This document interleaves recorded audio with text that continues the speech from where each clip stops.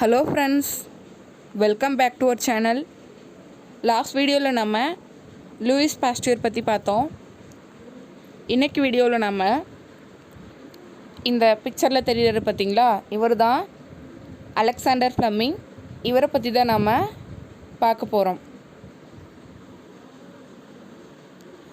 இவர் பிறந்தது பார்த்திங்க அப்படின்னா ஆகஸ்ட் 6, 1881 அண்ட் இவர் இறந்தது மார்ச் 11, 1955.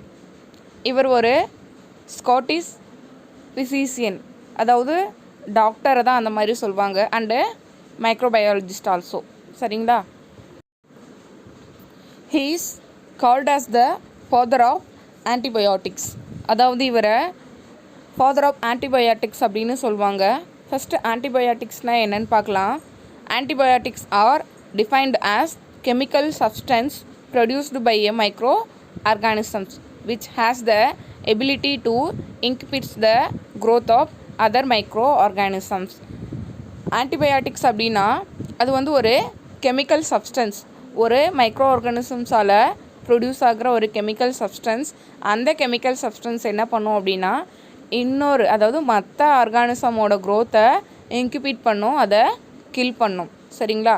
இதுதான் ஆன்டிபயோட்டிக்ஸ் அப்படின்னு வந்து சொல்கிறது. இந்த ஆன்டிபயோட்டிக்ஸில் 2 டைப்ஸ் வந்து இருக்குது.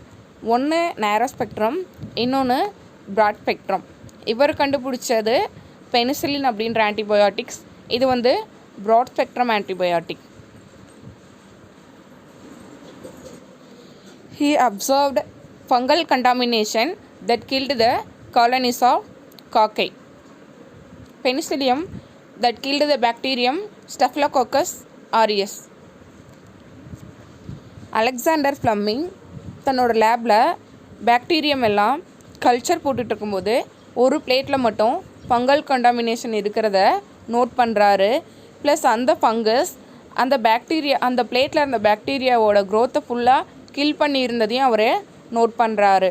பென்சிலியம் அப்படின்ற அந்த ஃபங்கை தான் வந்துட்டு ஸ்டெப்லோகோக்கஸ் ஆரியஸ் அப்படின்ற பாக்டீரியாவோட க்ரோத்தை ஃபுல்லாக வந்துட்டு கில் பண்ணியிருந்தது. அப்போ தான் அவர் வந்து நோட் பண்ணார், அதில் பென்சிலியம் ப்ரொடியூஸ் பண்ண ஒரு கெமிக்கல் சப்ஸ்டன்ஸ் தான் இந்த பாக்டீரியாவோட க்ரோத்தை வந்து கில் பண்ணியிருக்கு அப்படின்னு சொல்லி. அப்போ தான் அவர் பென்சிலியம்லேருந்து வந்த அந்த ஆன்டிபயோட்டிக்ஸ்க்கு பெனிசிலின் அப்படின்ற நேமும் வந்து வச்சார்.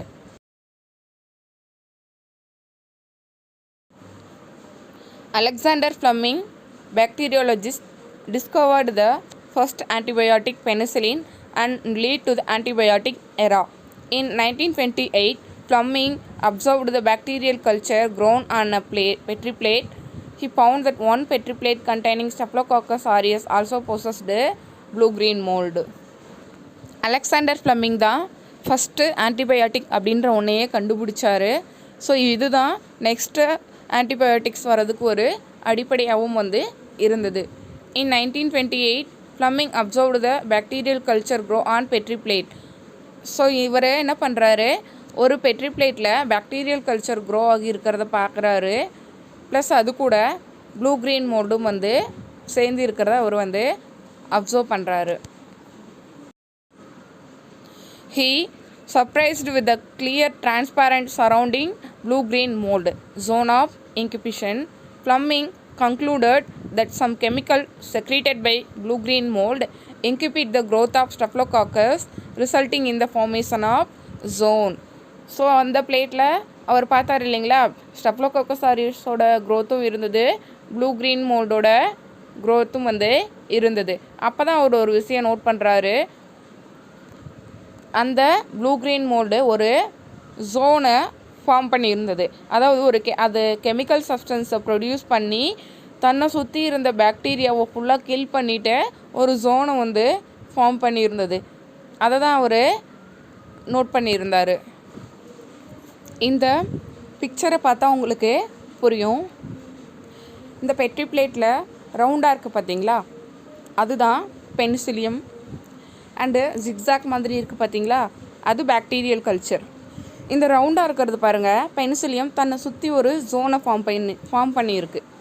அதாவது பெனிசிலின் அப்படின்ற கெமிக்கல் சப்ஸ்டன்ஸை ப்ரொடியூஸ் பண்ணி தன்னை சுற்றி இருக்க பாக்டீரியாவோட க்ரோத்தை கில் பண்ணியிருக்கு. The blue green mould was identified to be Penicillium notatum. Fleming extracted penicillin from penicillium and injected into mice suffering from staphylococcal infection. The mouse was found to recover from illness faster. So இவர் அந்த blue green mould அந்த ஜோனை form பண்ணியிருக்க அந்த blue green mould தான் வந்து penicillium நொட்டேட்டம் அப்படின்னு identify பண்ணுறாரு. பண்ணிவிட்டு அந்த பெனிசிலியம்லேருந்து பெனிசிலின் எக்ஸ்ட்ராக்ட் பண்ணி அதை ஸ்டெஃப்லோகாக்கல் இன்ஃபெக்ஷனால் அஃபெக்டட் ஆகியிருந்த ஒரு எலிக்கு வந்து இன்ஜெக்ட் பண்ணுறாங்க. அதுவும் ரொம்ப ஃபாஸ்ட்டாகவே வந்து ரெக்கவர் ஆகி வந்துடுச்சு. Fleming then published his results in British journal of experimental pathology. So Fleming என்ன பண்ணுறாரு அப்படின்னா இவருடைய ரிசல்ட்டை ஒரு British journal of experimental pathology அப்படின்ற ஒரு பேப்பரில் பப்ளிஷும் பண்ணுறாரு. தென் ஃப்ளோரே அண்ட் செயின் அப்படிங்கிறவங்க 10 years லேட்டர் இந்த பெனிசிலின்காக 8 மைஸ் எடுத்துக்கிட்டு ஒரு எக்ஸ்பெரிமெண்ட்டும் வந்து பண்ணி பார்க்குறாங்க. அண்ட் அதில் சக்ஸஸும் வந்து ஆகுறாங்க. ஸ்டஃபைலோகாக்கல் இன்ஃபெக்ஷனால் அஃபெக்ட் ஆன 8 மைஸில் 4க்கு எந்த ட்ரீட்மெண்ட்டுமே அவங்க வந்து கொடுக்கல. அதனால் அந்த 4ம் இறந்துடுது. அடுத்த 4க்கு வந்து என்ன பண்ணுறாங்க அப்படின்னா இந்த பெனிசிலினை எடுத்து இன்ஜெக்ட் பண்ணுறாங்க. ஸோ அந்த 4 மவுஸும் வந்து என்ன ஆகுது அப்படின்னா ரெக்கவர் ஆகி வந்துடுது. ஸோ இதை வச்சு தான் இவங்களும் வந்து பெனிசிலின் அப்படின்றது பாக்டீரியல் இன்ஃபெக்ஷனை க்யூர் பண்ணும் அப்படின்னு சொல்லி ப்ரூவ் பண்ணுறாங்க. They isolated penicillin and saved millions of lives during World War. In 1945, Fleming, Florey and Chain received a Nobel Prize for their discovery of penicillin. So இவங்க வேர்ல்டு வார் 2 டைமில் இந்த பென்சிலினை வச்சு நிறைய பேஷண்ட்ஸோட உயிர் வந்து அவங்க காப்பாற்றினாங்க. அதுக்கப்புறம் 1945 ஃப்ளமிங், ஃப்ளோரி அண்ட் செயின் இவங்க 3 பேருக்குமே வந்து இந்த பெனிசிலின் அப்படின்ற ஆன்டிபயாட்டிக்கை கண்டுபிடிச்சதுக்காக அவங்களுக்கு நோபல் ப்ரைஸும் வந்து கொடுத்து அவங்கள கௌரவிக்கிறாங்க. ஓகே ஃப்ரெண்ட்ஸ், இன்றைக்கி வீடியோ இதோட முடிஞ்சது. வீடியோ பிடிச்சிருந்தது அப்படின்னா லைக் பண்ணுங்கள், ஷேர் பண்ணுங்கள் அண்ட் நம்ம சேனலை சப்ஸ்கிரைப் பண்ணிவிடுங்க. தேங்க்யூ ஸோ மச் ஃபார் வாட்சிங்.